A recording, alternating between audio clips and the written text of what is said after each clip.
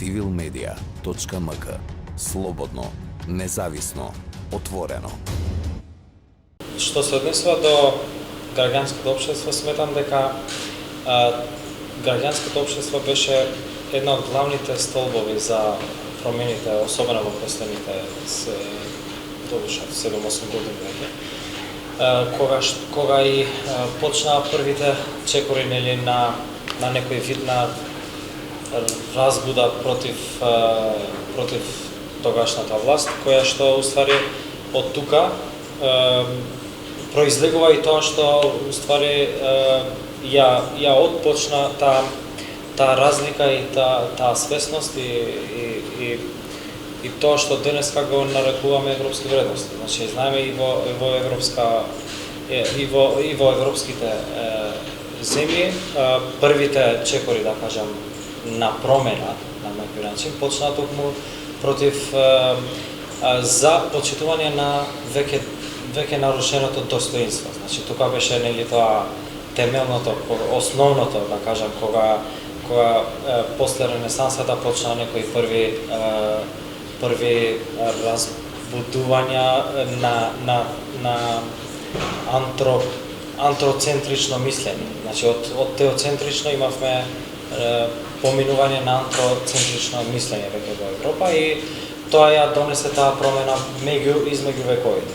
Како и да е, значи некои сигнали од тоа ги видовме, значи во последната деценија со првите протести, нели, кога ги имаше и почнувајќи од таа нели од протестите за против законот за високо образование во 2014 и така натаму, значи тие први чекори на промена. И тука беше, мислам дека граѓанското општество беше еден од главните столбови за стимулирање на таков вид на некоја промена.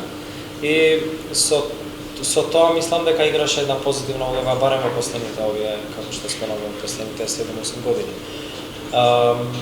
Освен тоа, сега како тренд, нели, што веќе стана евроинтеграцијата и тоа што европската интеграција ја сметаме барем ниво само на ниво на институционална интеграција.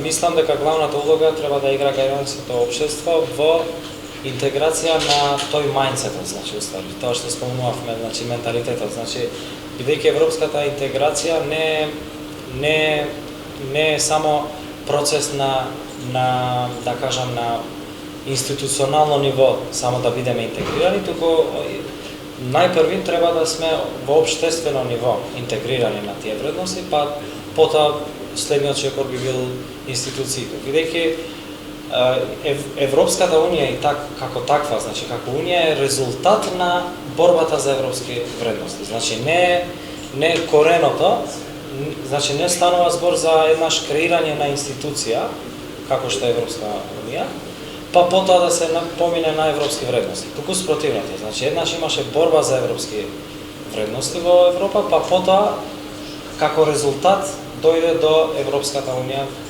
до денешното ниво кај што ја има.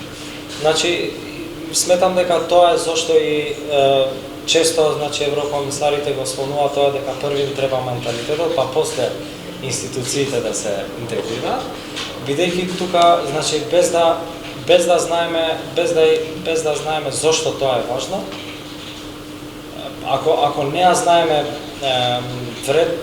тоа што го прави вредно уствари, значи Европската унија, тоа што го прави европска вредност е токму тоа борбата што ја имаат давено тие општества да се европеизираат некаде, да се модернизираат во нивото кај што денеска, нели, Европската унија и вредности се како визија или пак како цел на другите, да кажам, ние тука во Балканот или пак на другите географски подрачја близко до Европската унија.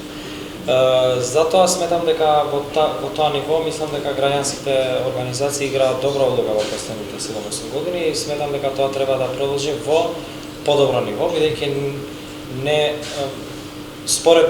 барем според моето мислење, не е во доволно ниво, не е во задоволувачко ниво учеството на граѓанското општество во ова европеизација на општеството, мислам дека може многу повеќе да се направи во нас. Ние не сме доживувале некоја ситуација каде што би требало да се бориме за многу основни вредности. Ние секогаш во Балканот до сега сме имале конфликти и војни со национален аспект или со етнички аспект. Значи не сме имале борба или пак некој конфликт или пак некоја војна за човекови права, туку за идентитет повеќе. Значи не бидејќи тоа недостасува, значи во принцип тоа што да кажам тоа правата за основните човекови права, бидејќи имаме таков недостаток на таа борба, треба се уште да се бориме да заосновуваме такви вредности од со текот на време. Првиот чекор на 6 столбови, да кажам, на европските вредности, првата беше мислење на хуманистички начин. Значи од тука почна таа промена. Значи од првиот чекор беше хуманистички начин на мислење. Потоа се надмина на борба за рационалност да има, значи да општеството и државата да функционира на рационален начин. После се помина на секуларност, потоа се помина на владење на правото, потоа се помина на демократијата и последниот столб, тоа крајното беше човековите права. Значи да се бидат осигурувани. Сега зошто ние треба не го постигнуваме, бидејќи сметам дека сме тука некаде во миксот на сите тие чекори. Значи најпрви не е многу битно да вградиме некој начин на мислење дека секој човек е еднакво вреден. Не дека етничката припадност или верската припадност треба да му дава минус или некој плюс во таа вредност како човек. Значи, битно е тоа да се гради како прво да знаеме многу основно да мислиме дека секој човек треба да има истите права како што ги имам јас. Почнувајќи од секој од себе си. И кога би почнале на ваков начин на мислење, значи тој начин на хуманистичко, човечки начин на мислење, тогаш ќе поминаме на другите, се надевам, чекори, значи тие како што спомнав, и малку порано, значи во тие чекори на рационално мислење, па после да создаваме систем каде што правото ќе произлегува од некои вредности, па потоа ќе се надмине на владење на тоа право, па потоа на демократија, па потоа на човекови права. Но тука почнува, значи, промената, кога имаме човечки начин на мислење, кога ќе гледаме некој во улица и без разлика, значи, да не ни оди одма алармот во главата дека, окей, чекај, од која етничка припадност може да биде ово, или од која верска припадност, или од која културна припадност, и така натаму. Значи, буквално да го гледаме како суштество. И овде би почнале тие други позитивни политики и практики понатамо и од самите институции. Така да мислам дека овде е чекорот, овде треба да имаме некои промени, се уште треба да градиме нешто на тоа, па потоа да имаме и други напредоци. Мислам дека кај нас има еден важен историски момент, барем од хронологијата, да кажам, на општеството и на Македонија, бидејќи ние последниот конфликт го имавме на 2001. И се денем, оваа година веќе поминаа 20 години, и овие следните избори, пристојните, почнувајќи од локални, па и до следните избори, ќе бидат првите на кои што ќе има генерација на гласачи, кои што воопшто не го преживувале конфликтот. И, значи, имаме една класа на млада генерација, која што веќе воопшто не пие, на која што не пие веќе вода да кажам, некоја карта на национализам, некоја карта на легитимирање на политиките врз основа на конфликтот на 2001 или како и да е. И мислам дека ова е веќе еден важен историски момент за промена. Бидејќи една од другите важни работи е тоа дека новата генерација многу ги гледа работите под отчесност, значи каде што главен стол на политиките ќе биде отчесноста. Значи веќе имате една генерација која што многу е по има аларми, има рецептори за реагирање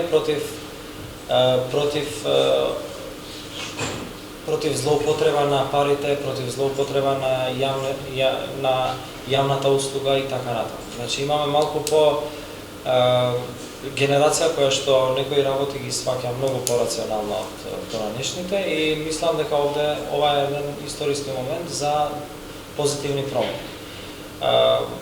И сметам дека тоа е уствари и што ги поттикнува партиите сега да имаат некои многу по-различни агенди. Значи, почнувајќи од владеечката структура, партиите, нели, сега веќе некако гледаат да формираат некој нов профил, одат во нова профилизација со некои прогресивни политики. Барем тоа е обидот за профилизација. Сега колку ќе успее ќе видиме во избори или пак кај самото општество, но еве нели тој чекорот пред 2-3 дена на ДУИ дека веќе нека зелена партија и така натаму, значи мислам дека повеќе од символичното дека беше дента на средината и така натаму, беше повеќе и како порака до Европската унија дека не се веќе партија на поранешните некои структури, поранешните тие кои што добија легитимација или пак се легитимира во самата партија заради некоја борба што нели ја дава во 2001 и така натаму. Значи одиме на реформирање на партиите, а оваа реформа мислам дека е како потикнувачот на ваквите потеги е токму тоа, значи таа анализата дека новата генерација сака нешто друго. Значи не сака веќе да слуша некои стари приказни, туку гледа нешто, треба да и се дава нешто што повеќе ќе одговори на новата реалност во 2021. Бидејќи во последните 20 години знаеме дека имаме драстични промени и во глобално ниво, во функционирањето, дигитализацијата, значи промените што самата дигитализација ги потикна последните 20 години. Значи, имајќи ги предвид сите овие чекори, мислам дека е позитивен фактот дека имаме веќе сега една нова генерација на гласачи кои што ќе потикнуваат некои подобри политики. civilmedia.mk Слободно, независно, отворено.